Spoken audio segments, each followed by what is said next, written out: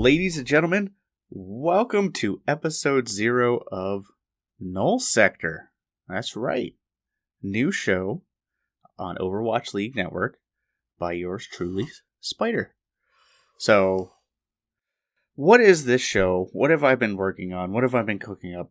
Well, I'm afraid it's probably not going to live up to the expectations and hype as most things I do, but hopefully it will grow into something that at least you enjoy. I know I already have enjoyed making it and kind of working on it, because initially what this show started out as is it initially started out as a lore show, but I ended up not going that way. I have a lore show in the works. So this kind of sprung off of because I wanted to make a show where I could talk about current events in Overwatch, lore, pro scene, kind of like a catch-all show, kind of like what we do with Heroes Never Die, but a little less focused and a little more ranty, like, you know, what really grinds my gears and sort of that kind of thing. And that eventually sprung out to 2 different shows. So I have a lore show in the works, but with all the stuff that's kind of coming out in the next, couple months, a few weeks, and then Overwatch 2, I really kind of want to wait on that a little bit. But I did still want to work on the ranting side, because when I stepped away from the podcast, for many of you who listen to the network, you know that I was a co-host on Overwatch League Network for 100 episodes, and I really enjoy the pro scene, and I obviously really enjoy Overwatch. So I do miss talking about it, but I had to step away from the podcast due to some personal reasons. Like, I can't keep up with the pro scene as much. I can't follow all the games. My kids are getting older. Real life gets in the way and all that kind of, normal stuff. So I wanted to do like a less focused show, maybe every other week, or maybe when a hot topic comes up, where I could kind of just rant and talk about what's going on in the league and not really worry about what I'm saying so much. Like, obviously on Overwatch League Network, we try to keep things clean. We try to keep things PG most of the time, and we try not to step on too many toes. That will still kind of be the goal here, but I'm not going to be as worried about it. Like, I'm going to talk some shit. I'm going to say the word shit. There's your warning right there. If you have small kids, if you have, younger people around, might not be the best show to listen to them around. Obviously, I'm not filming this in front of my kids. This is intended for the audience that plays Overwatch, which should be able to handle those kind of words. But in other terms, like, I'm not going to hold back how I really feel on some topics. Obviously, there are some things that could come up that I may not talk about. And that's basically what it's going to be, is if there's a topic so controversial, so, bad in the social sphere, I'm just not going to talk about it on the show. Like, I want stuff that I can talk about, but I'm not going to mince words when I talk about it. And you'll kind of get a better feel for that with what I'm going to talk about on this. And I'm kind of dubbing this episode 0 because this show is going to still have a structure. Like, I'm still going to try to do the same things when I do the show, and hit, kind of the same beats, but be a little more free form in like what the topics are. Like, Heroes Never Die is always like general Overwatch, what's going on in the community, pro Overwatch, stuff like that. I'm not always going to focus on one or the other. Sometimes, or I guess I should say, I could focus on one or the other. I guess that's a better way to put it. I could pick pro, I could pick, general Overwatch. It really doesn't matter. But the general, flow of the show will be the intro. So this is kind of an exaggerated intro. And then, whatever I want to rant about, maybe some mail, and then we're going to, wrap it up at the end. So there could be, weeks where we do hit everything, like our shows, I guess. I don't want to say weeks, because this is definitely not going to be a weekly show. Because honestly, there's not that much going on in Overwatch that really dictates another weekly show. Like Heroes Never Die, Overwatch League Network, on our network, pretty much cover that. This is going to be more freeform, more focused. I don't want to keep repeating the same thing. So you get the idea. Okay, so with that out of the way, if you don't know me, and if you're tuning in, first of all, thank you. My name is Spyder.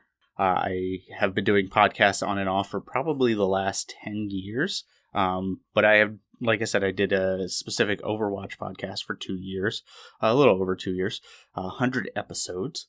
And I like to think I know a little bit about the game. I am a former Grandmaster player. Right now, I'd probably rate my skill, if it really matters, to probably High Diamond, Low Master. But I'm going to be honest with you, I honestly haven't played competitive that much. I just play the game to have fun now, and competitive really wasn't the answer that I was looking for. Since I did Roll Lock, I've actually been having a lot of fun in quick play, playing with friends, stuff like that. So if you want the clout of why you should at least listen to me from the in-game perspective, I like to think I know a lot about the game. I can tell you damage breakpoints, I can tell you, the math behind stuff. But when I say that I know the game, just kind of trust me on that. And if you need more trust, just go back and watch some of the stuff I've talked about in the past. In terms of the pro scene, I have followed the pro scene since its infancy. I know the players, I know coaches, I know, the ins and outs. The only thing I don't really know is like the internals of teams and how that stuff works. But I have a general idea of the community. Like, obviously, I kind of know my way around and I can kind of feel my stuff out through there. So that, like I said, this is going to be a ranting. This is how I would say, an above average fan or even a extremely well-informed fan perceives things and, make judgments on that. So that's the show in a nutshell. I mean, I did 8 minutes of talking already, and I haven't even really got to a real show. But I did want to get that out of the way. Like I said, I am dubbing this episode 0 of Null Sector. Because it is a little different of a show. I did want to get the dumb crap out of the way. So, what prompted this? What brought this on? And what are we going to talk about today? Well, obviously Overwatch as a game is getting older. I mean, what is it now? It's almost 4 years old. There have been some growing pains. There have been stale metas, there have been controversial figures in the community, there have been controversial topics to talk about. So it leaves us with no shortage of things that I could broach for this, episode 0. But there was one big thing that happened, and if you don't follow the pro community, it may not seem like a big deal, but boy, did it blow up over the past couple of weeks. And that was the Philadelphia Fusion signed a streamer known as Chispa. And that's what we're going to talk about today. Because honestly, it seems like forever ago now. Like by the time this comes out, it would be about a little over a week. But it still had repercussions and ramifications in the scene. Like people are still talking about the fallout that came from this signing. So what was the signing? Like, if you're living under a rock, I want to at least set the stage for it. I'm not going to go into real specifics, but the Philadelphia Fusion, obviously the Philadelphia's Overwatch League team, signed a streamer one trick for Doomfist named Chispa. Okay, when I say it like that, it doesn't sound like that big of a deal. The problem is, and one person took a big offense to this, is there is a lot of people in Blizzard's Tier 2 scene that are working really hard to get in there, and Chispa basically just bypassed all that hard work and got in. At least in this one person's eyes. And if you're familiar with the story, which most people who are going to listen and watch this know who that person was. It was Jane, former assistant coach at Dallas Fuel, former streamer, went on a rant, went on a tirade, so to say. We'll get to that specific. But, Chispa as a one-trick Doomfist player who is primarily known as I would say, nicely, maybe an aggressive streamer, but he's actually kind of a dick on stream. Like, there's like I said, I don't want to mince words. He's an abrasive personality on stream, and that's why people like him. I mean, you tune in for a show. It's kind of like XQC. You tune in for a show, and that's what he gives you. But he primarily plays Doomfist. Like, he has moved around characters here and there, but he is almost 100% Doomfist. So a lot of people were scratching their heads. They were like, why would Fusion sign a Doomfist player? Like, why would this happen? And why would it be Chipsa? Because he's known to be pretty abrasive. And certain pros held either outright contempt or were just confused. Like McGravy tweeted out that he was just like, what? Prophet was confused. And other people, were happy for him. There was like, I think it was Funny Astro was like, I can't wait to play with you and stuff like that. Asking was confused. He was a little upset because he hasn't been signed and he's been grinding in that tier 2 scene. But obviously the big reaction we're going to talk about, Jane, former assistant coach of Dallas Fuel, went on to Twitter and had quite a few interesting things to say. But to summarize it, as I see it, and again, this is just how I see things, Jane was unhappy that Chipsa was picked up because he's not the best choice for Doomfist. He was also worried that there could be nepotism at play because one of Philadelphia's coaches is actually Chipsa's brother, Christopher. And then he kind of went off the handle and started attacking the Fusion as not being well respected in the league. And he couldn't really go into that because there could be possible legal ramifications and stuff like that. He also, and this is kind of where we get into the bigger argument, he also said that, the Fusion dropped its streaming program, which if you didn't know, the Fusion actually hired streamers and made them, stream under the Fusion brand of Emong and Kabaji. But had dropped them almost a month prior because I guess they didn't see value out of it or they weren't getting their return on investment or whatever. But in Jane's eyes, what he saw this pickup as is he saw this as Fusion trying to be sneaky and signing Chipsa as a streamer, but adding value to him by putting him on the active roster. So in Jane's eyes, he saw the Fusion saying, ha ha ha, check out our streamer. He's a pro player, but, he's really just a streamer, but you should watch him because he's a pro player. He's on the team. And in his eyes, that devalues the league. It basically says like, okay, roster spots are pretty much just there for you to grow your brand and for you to, I had this all so well planned out, but basically that's it. He sees it as devaluing the spots in the league and, spitting in the faces of people who are grinding, 10 to 12 hours a day in tier 2, not getting paid, which we will get into. And that really upset him. And I can understand that. Like, I understood that part of it. And there's going to be a whole theme on this. And if you stay to listen to all of it, I hope you do. But I will forewarn you, there is some stuff that Jane says that I actually really agree with. But as a whole, I don't necessarily agree with the way he says some of it. So if you're looking for someone that's going to go in and bash Jane, this is not going to be the one you want to watch. If you're looking for someone that takes a logical approach to things, then, keep listening. That's all I can ask you to do. So, he takes that jumping off point and then goes into Jane takes that jumping off point and goes into a whole, rant about tier 2 and, how all that stuff is going wrong. And he basically at one point said World Cup is a better way to get recognized than Path to Pro, which I don't necessarily agree with. But it's not also 100% wrong. And then, he kind of talks about in the end of this 12-15 minute video, how the Overwatch League is only 2 years old, and obviously there's going to be dark spots. It's going to have growing pains because, it's not like the NHL. It's not like, the MLB that has years and years of experience and iteration.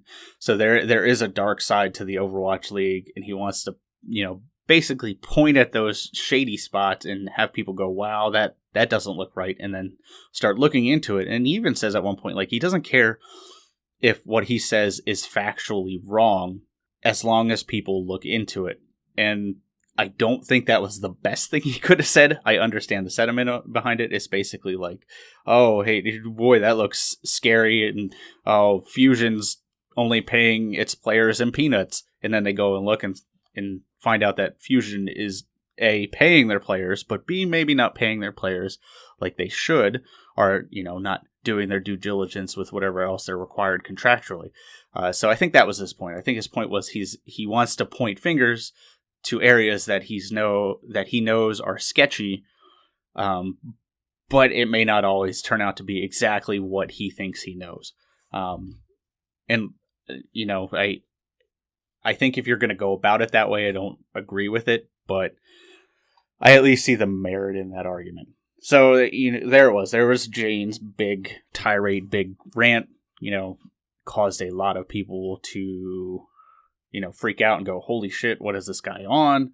And there are certain points in there that I could talk for hours, and I actually have on some of them if you go back and watch some of the Overwatch League network episodes, like the Tier 2 and stuff like that.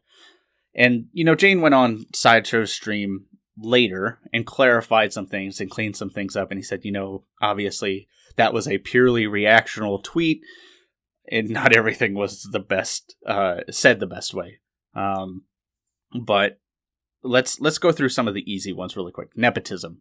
So that was Jane's first big argument. And a lot of people came forward, including people on the Fusion, including Christopher himself, who basically said, Christopher's words were, I didn't want him on the team.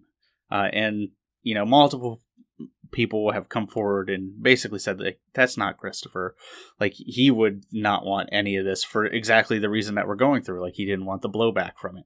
And, when you have multiple people coming through that have had close run-ins with Christopher, kind of backing him up, I personally tend to believe him. It doesn't seem that way. And even when Christopher and Chipsa interacted together on Sideshow's stream through text and chat, you can kind of tell that they're not the closest of brothers. They seem fine, and they seem, like they're not coming to blows or anything. But it seems like they're just oh, cool, he's my brother. All right, whatever, I'm going to move on with my life. So I don't think nepotism came to play. But I think some of the other arguments he made for the pickup held water. But the one that really doesn't hold water to me is the one where he says Chipsa being picked up is a disservice to players, and he's not the best player to be picked up. You got to look at Philadelphia's current team roster. Currently on Philadelphia, they have 2 flex DPS. They have EQO, who in the past has shown to be, pretty good. He had a bad season too, but we'll chalk that up to GOATs and then bad team atmosphere, as far as I've looked into it and found. And then they have Ivy, who is also a, at least serviceable, if not better, flex DPS. And between the two of them, they can play almost any, flex DPS spot and then some. So really what Philadelphia was missing a Doomfist player. Specifically, Doomfist is the one DPS hero that I look at and I say, boy, EQO didn't want to play him in the playoffs, so he must not be very good at him. And we've never seen Ivy play Doomfist in any real capacity. So basically what this led to the Fusion to thinking, and this was confirmed by their owner Tucker, is they went out specifically looking for a Doomfist player. And sure, they could have went and looked for Sparkle or Prophet or, the top tier competitive Doomfist players, or Sinatra if you want to throw it in there, though we know he's not going anywhere. But they were looking for a specific Doomfist player, and they found Chipsa. And the reason they went with Chipsa is because they can get away with paying Chipsa basically nothing compared to some of these other players. If you're going to pay, for Sparkle or any of those, you're going to pay for those players because they are looking for a cash out because they deserve it, honestly. Sparkle is one of the best players to come out of Contenders last year. We'll see how he does on Paris. But the point is, Fusion already have 2 really good flex DPS. So they did not need another really good flex DPS that can also play Doomfist. They needed someone to play Doomfist. And that's specifically what Tucker says. Tucker, the owner of the Fusion, said We wanted someone that could ride the bench, and then if there is a specific Doomfist meta, he could go in and possibly pop off. Like that's almost word for word what he said on Sideshow's hot tub stream.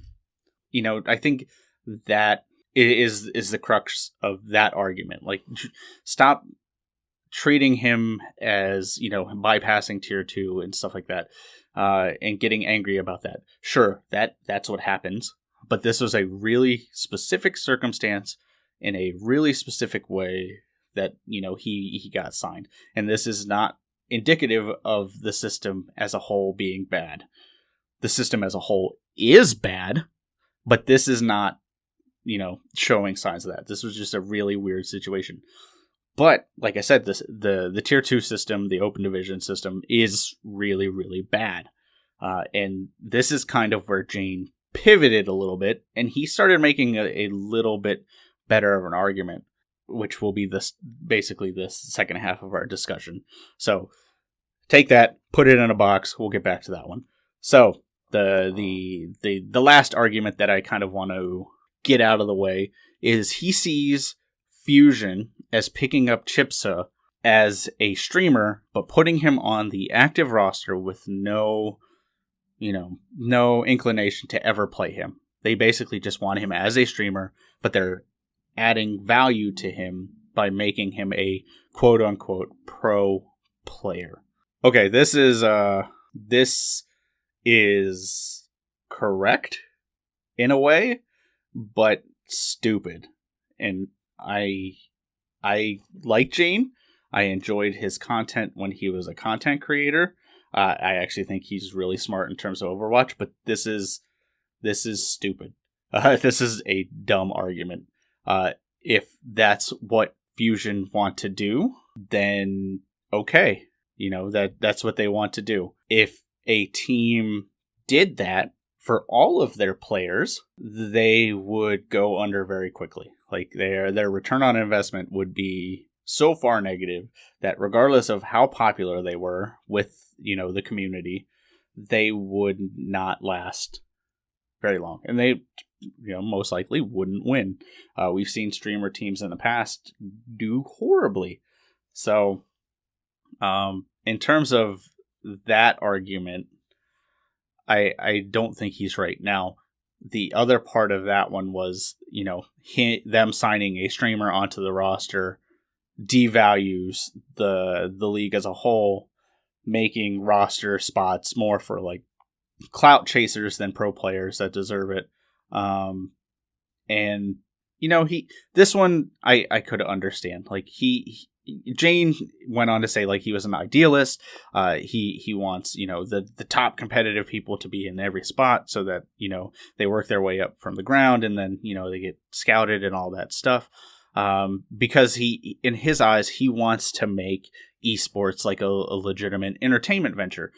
Because right now, listening to this is going to be hard to hear, but outside of Korea, esports is a joke for most Western countries. Like, it's like, oh, why are video games on my TV? Like, why are these kids playing video games and stuff like that? So I understand the idealism, and I understand why he would say something like this. I don't agree with this part. Like, I don't think it devalues it. Like, if the whole league did this, then yeah, okay. You can make an argument. Hell, if a whole team did this, like I was talking about earlier, did this, then yeah, you get a little miffed at that. But one player in this specific instance that was signed for the reasons that I've already talked about, I don't think devalues tier 2. Now, tier 2 is a mess. It as a whole is crazy. And, they went on to talk about it, like Jane and Sideshow talked about it, how Sinatra and Super were on Jimmy Fallon. And Jimmy Fallon was like, hey, can't believe you guys just won $1 million playing video games. But what are your suggestions for people who want to do this? And, Super went on and, Jane did his best Super voice, which I'm not even going to try to replicate, but he basically said that Super was like, you have a balanced lifestyle, you go to school, to stuff like that.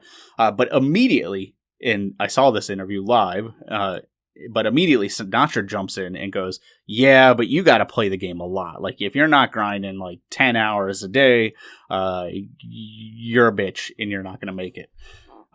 Which is true.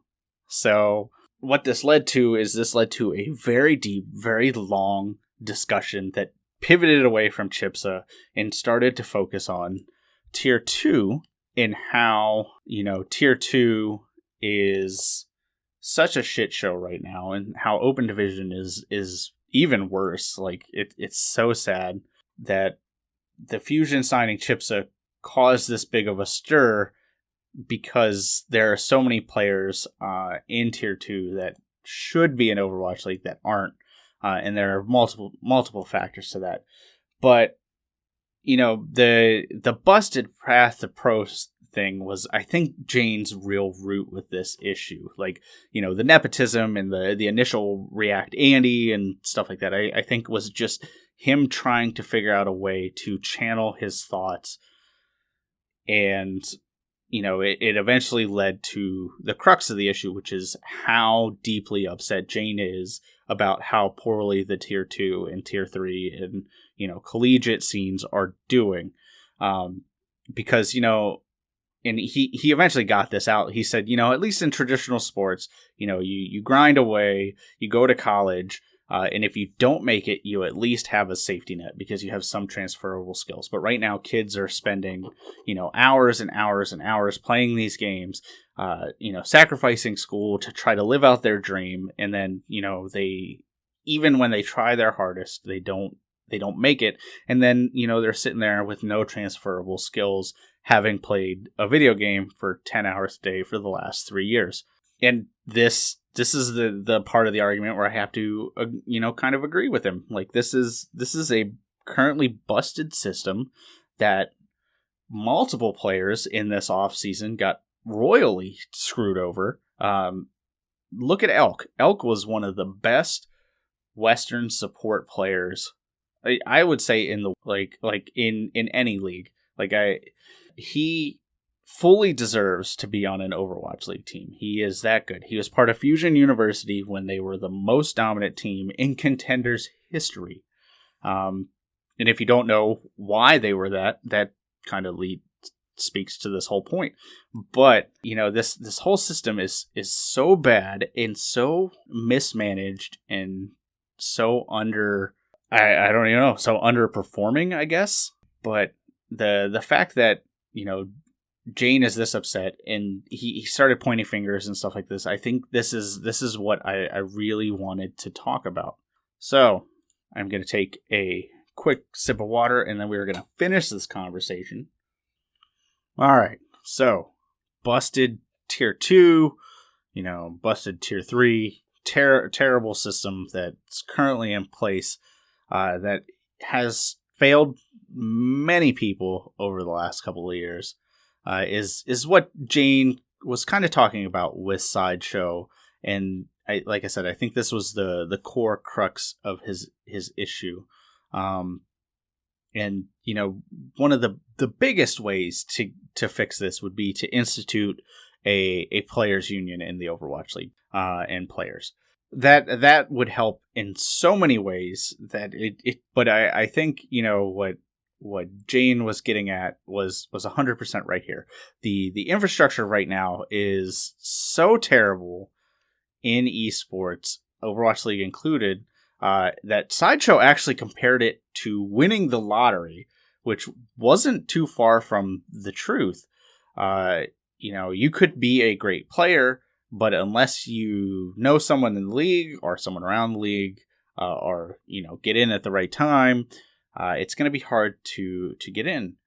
And you get to the other anti-Jane argument here, where people were like, but that's how Jane got in. Jane was a streamer. Jane was very popular. Like, he is the last person that should be calling out Chipsa for getting in this way. And Jane actually acknowledges this. Like, he doesn't say like I got in this way, but Chipsa shouldn't. He basically said, nobody should get in this way. Everybody should have to work and do their due diligence to get in. And it made me think back, and this is how deep I've thought about this argument. It made me think back to school, and there is an old saying. It's called ad hominem. It's a Latin saying, and it basically means that you can't discredit an argument based on the person making the argument. And you can say like, oh, well, I can't believe Jane's saying this. Like, he shouldn't throw stones when he lives in a glass house because that's how he got in and stuff like that. But, it's still a valid argument. Like, streamers should not be making it in the league in any real world situation. Like, this is such a random situation that, maybe it would happen once in a while.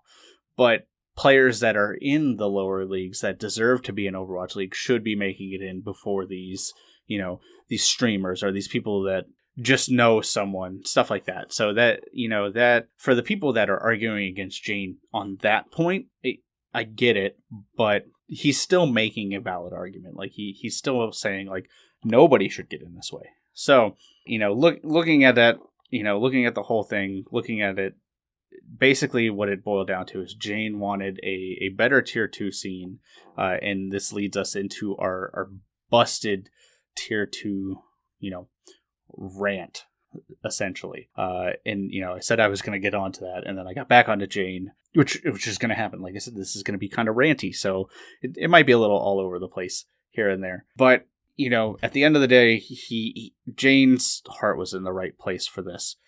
So let's talk about tier 2 now. I promise this we're actually going to talk about it now. Circle back. If we want to fix tier 2, first thing is there needs to be a player union. It needs to be Overwatch League, and preferably contenders, but you can just do one big players union, and that should cover it. But this is definitely much easier said than done. It can be stopped at any point by any number of things. Like, if you've never had to deal with a union or unionizing or, heard about it, because it's not very popular anymore, because people like to stifle it. The center of the issue is team owners can stop it, lawyers can stop it, players themselves can stop it if they're influenced by team owners or Blizzard or anything like that. And the final one is, of course, Blizzard can stop it or enable it. But the players need a separate entity that can protect them from predatory practices and, just general bullshit that Blizzard, team owners, other players, Twitch, basically anything anybody else can throw at them. Remember, Blizzard isn't innocent in all this. And, this is one of the things that we kind of get away from in our other podcasts, but I am not going to be afraid to criticize Blizzard in this show when they deserve it. And obviously, I will praise them when they deserve it as well. But you remember, Blizzard's the one that took away Pepe. Blizzard's the one that cracked down on hand signals. So they've done their fair share of dumb stuff. Obviously, the recent Hong Kong, thing going on was a huge misstep. The players need a separate governing body that its only job is to make sure the players are treated fairly. And if there is an issue, the players get a fair and reasonable approach to the issue. Like XQC last year. XQC did and said some very bad things, but he had no one to look out for him except for himself and maybe some people in Dallas that went to bat for him. But at the end of the day, Dallas was done with him as well. Whereas like a players union could have stepped up and been like, hey, you guys are kind of overreacting here on some of this stuff. Like, maybe you shouldn't get rid of him. Maybe you should just keep finding him and be like, stuff like that. So players union absolutely needs to happen, like that sooner rather than later. The next thing is Blizzard needs to look at contenders as a whole, and open division as a whole, and basically reevaluate it from the ground up. While traditional sports have like a college scene, you got your college football, a true like esports collegiate scene is basically a pipe dream right now. Like it's getting more popular, and I'm sure it will happen someday, just based on the trajectory I've seen in my time after college and in college. But until then, Blizzard's going to need to step up. First, they need to take Jane and Sideshow's idea. Put Open Division right in the game. Like, I really liked this idea. And the idea was, if you make GM or top 500, a little pop-up, comes up when you sign in the game, like, hey man, you're pretty good at this game. Or hey lady, you're pretty good at this game. Hey you're pretty good at this game. Have you ever thought about playing on a team in Open Division? Click here to learn more. Boom, done. Like, they Sideshow and Jane talked about this. It's such an easy thing to implement. Like, Blizzard should really do that. And beyond that, their social media should probably do something with Contenders and Open Division, and tweet about it more than maybe once a fucking year. Like, come on, at least put something out once every ladder season. Like, hey, check out the top 500 players in your region for this, this season. Stuff like that. I mean, Blizzard sold us Overwatch League as like the ladder hero, Crusher 99 story. And they've, up to this point, failed to deliver on that. Like, it's really, really sad. So that's Open Division. Open Division obviously will not get as much support as Contenders, but I at least wanted to get that one out of the way. So what about Contenders? Well, they've already made some good changes coming to 2020 in Contenders, so I don't want to sweep those under the rugs, but I do want to at least acknowledge them. Moving to the two divisions, basically East and West, Atlantic and Pacific, it will provide a better melting pot for players and teams. It'll be a little easier to track, and then on top of that, to make it even easier, they moved to an every other week tournament format, kind of in the vein of the monthly melees or the Rival Crade Rumbles from way back in the day. Like I said, I've followed Overwatch Pro for quite a while, and I think that's a really, really smart way to do it. I think it's going to be easier to follow, easier to promote, and I think those two changes will go a long way to help Contenders. However, there are still big problems that exist in Tier 2, and Tier 2 is such a money pit for Overwatch League teams to have academy teams in, that there's basically no long-term viability for it, and we're seeing that more than ever. I mean, hell, just last night, the Gladiators dropped their Tier 2 team, the Gladiators Legion, and they were one of the better teams. They made it to the end. They made it to the gauntlet, the showdown at the end, and they only won one match, but still, they made it to the end. They were still one of the better Contenders teams, and they folded. They basically said it's not viable for us anymore. And this is the part where I get a little armchair quarterbacky. I get a little dreamy, because there's no easy way to fix this. There's no magic wand. There's no simple solution to such a complex problem. But I do have some ideas that I think Blizzard should look at and should at least think about in terms of, fixing it. So what are they? Well, you can stay tuned to the next episode. No, I'm just kidding. I'm not gonna do that to you. I mean, I already made you listen to this rant for 40 minutes. That would be such a shitty thing to do. All right, so first of all, how do they fix it? Well, they need to come up with a better minor league situation. And the best system I found in terms of minor league that treats its players fairly, and players can actually make a living and do stuff like that, is not minor league baseball, which I'm sure a lot of you were thinking about. It's actually minor league hockey. That's right. I did some research. I did some digging. I looked into all the different types of minor leagues and CFL and all that stuff. I stayed up late one night, and I learned more about traditional sports than I ever really cared about. But minor league hockey. Okay, so how does minor league hockey work? Well, there are going to be some stuff that we're going to have to, some liberties we're going to have to take. First, Contenders has to be a shorter season. 4 months at the most should work. And it should be played in the end of Overwatch League into the off season. That's the first thing that needs to happen. Next, Overwatch League will need to change the dumbass way it handles free agency and the timing of which they handle free agency. Forcing teams to do all this stuff in such a short amount of time leads to a lot of the situations that we were left with, and the way they handle contracts and stuff like that will need to change. I will absolutely make another show later about how I feel about the Overwatch League contract situation, but just know it needs to change because currently it's really fucking stupid in terms of pro players and contracts, and it basically sets it up so teams can easily screw players like Enlear got screwed. Now, Enlear wasn't totally free of fault in that situation, but it's a shitty system that the Reign exploited to their own benefit. And you can't fault them for that. Blizzard just needs to fix it. Okay.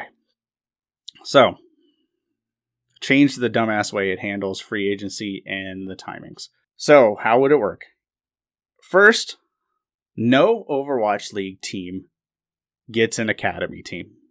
Just, they do not straight up get to own an academy team. That's it. And you're probably like, well, that's really, really fucking dumb, Spyder. Like, why? Like, the whole time you've been pushing for teams need academy teams. Teams need academy teams. It's true. I in the past, I have pushed it. And you can go back and there's probably 20 episodes of Overwatch League Network where I push tier 2 teams that are owned by Overwatch League teams. But you got to look at this more as resetting the infrastructure. The current infrastructure is the academy teams have all the money and every other team does not have any money because they don't have any sponsors. This isn't 100% accurate. Like, that's a pretty general statement, but it's mostly accurate. There are some exceptions. So would this absolutely destroy any infrastructure Tier 2 currently has? Yeah, kind of, but not really. I mean, we saw endemic orgs before the Overwatch League, and sure, some of them are now in the Overwatch League, so you may not have as big of players, but what I'm getting at is I don't want Overwatch League teams to operate contenders teams, because I want contenders teams to be owned by, or at least operated by, different organizations. Now, this is where the minor league hockey comes into play. So, NHL teams can have contracts with minor league teams to basically make them their farm team. Kind of think of it like an academy team, but it's not, because they're still fully operated by that separate organization. So the Overwatch League team can make a contract and say, hey, we get first dibs on your players, we'll provide you with some support. And there would be a cap on this support. So that is the first big thing. It kind of levels the playing field.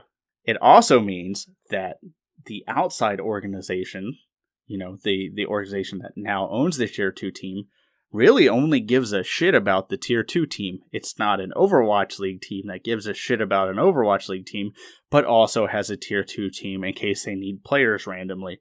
You can kind of see where the focus shifts. And there are a lot of organizations out there in esports that could easily jump on this train. And we see, a lot of them in Korea, but there are some out there, like Revival, to name some Koreans. We got Meta Athena, obviously Runaway is very popular, and they can own and operate a Tier 2 team like they currently do, but they could, receive support from an Overwatch League team that is, the Overwatch League team is not dumping a metric ton of money in, but at least the Tier 2 team is getting a specific, amount of money every so often, or, however they want to work it. Like there's some specifics that would need to be worked out there. But the Tier 2 team is wholly in charge of, housing, paying player contracts, stuff like that. And what that would do is the whole point of this is basically I want to shift the burden to different organizations from Overwatch League teams, because no matter what, an Overwatch League team will never ever care as much about a contenders team as their core team. that's the problem, is they don't want to, Overwatch League as a whole, they're already losing money because it's a long-term venture. Like, they eventually want to build up and make money. But right now they're losing money. So they see short-term, like, oh, well, we don't want to lose even more money. So you want other people that couldn't quite make it into Overwatch League, but still want to, kind of get in on that cash cow.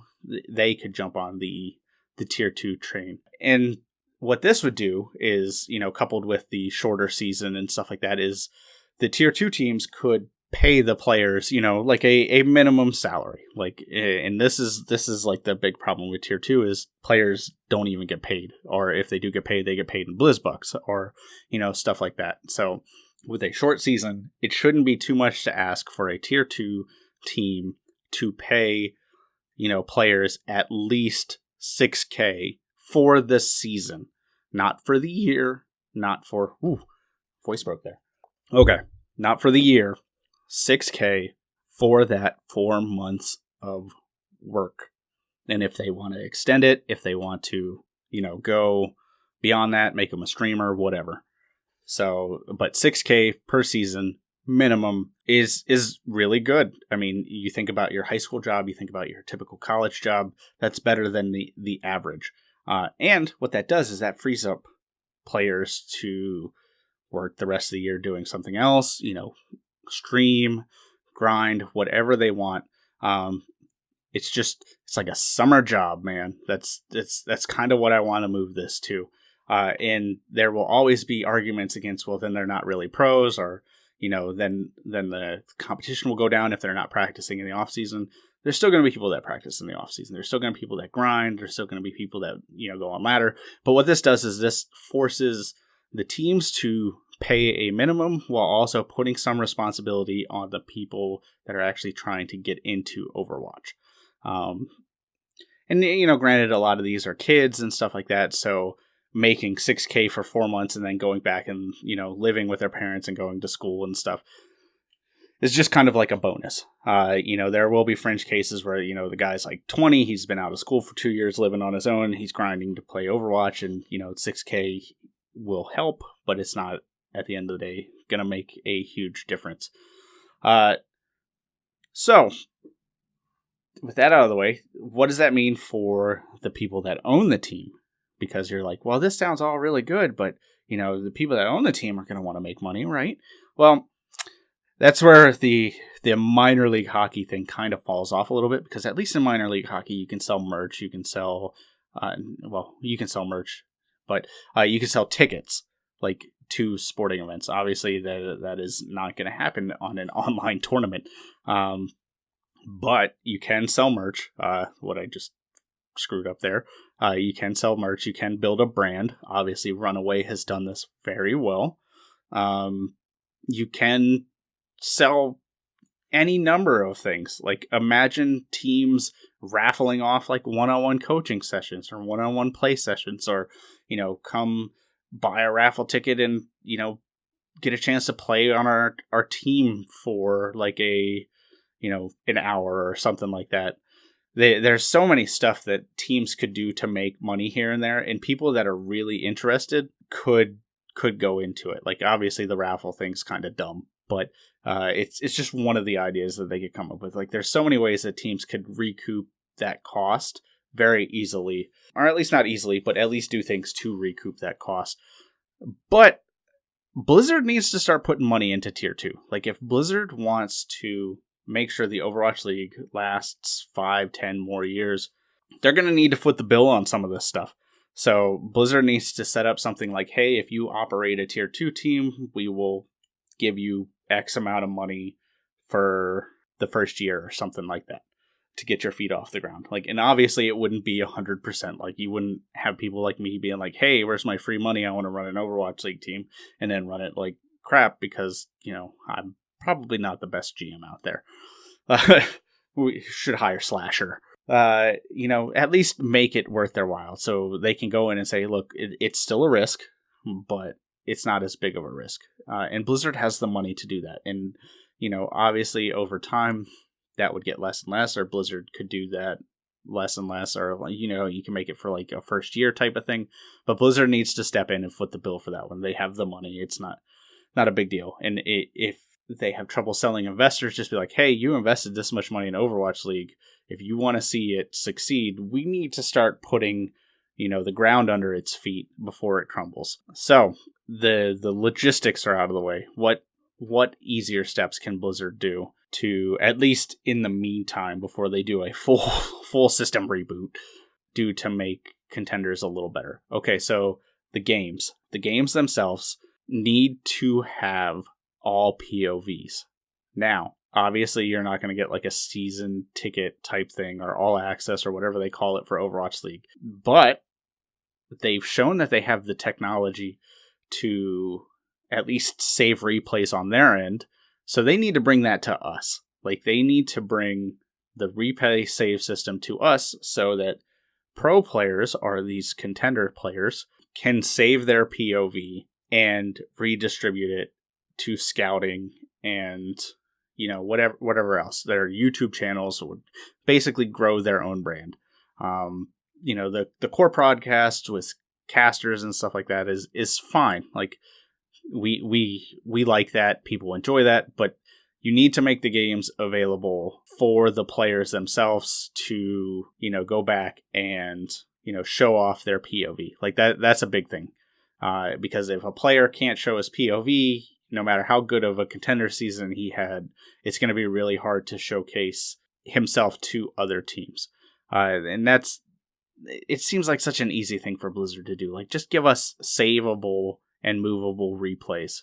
That's it. Blizzard obviously will need to be a little more active on social media. Like I've already talked about it, but they need to be like putting contenders in the client. They need to be on the launcher. They need to be like tweeting stuff out on social media like regularly. Like that's it. So, and that's what I came up with.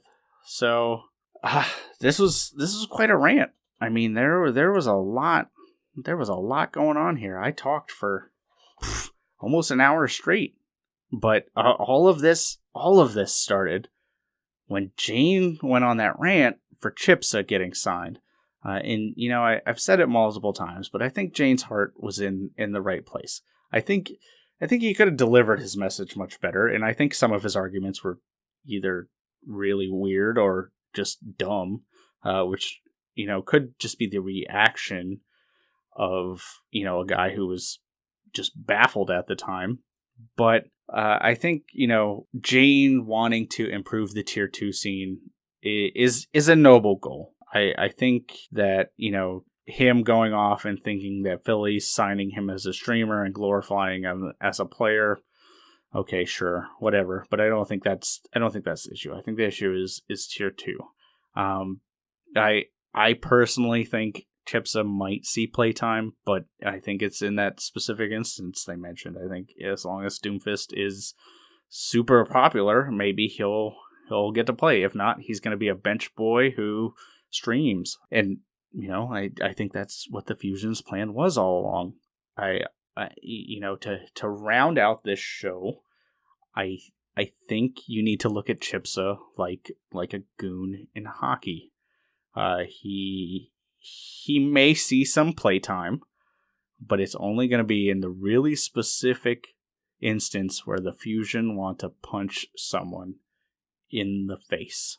I have been Spyder. This has been episode 0 of Null Sector.